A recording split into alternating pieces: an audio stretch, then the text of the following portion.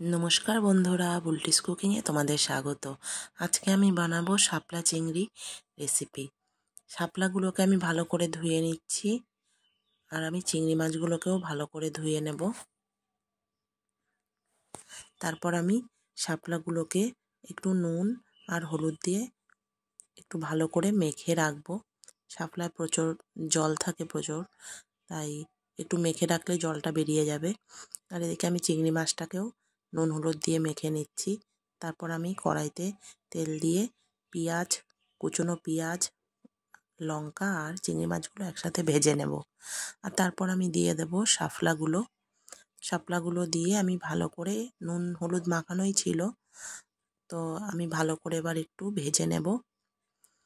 আর তারপর আমি দিয়ে দেব অল্প একটু চিনি, জাস্ট অল্প একটু চিনি, স্বাদটা আরও বেশি ভালো হয়। তো দিয়ে দিলাম। রেডি হয়ে গেছে শাপলা চিংড়ি রেসিপি। তো বন্ধুরা, ভালো লেগে থাকলে একটা লাইক, শেয়ার, কমেন্টস করে দিও। ভালো থেকো সবাই।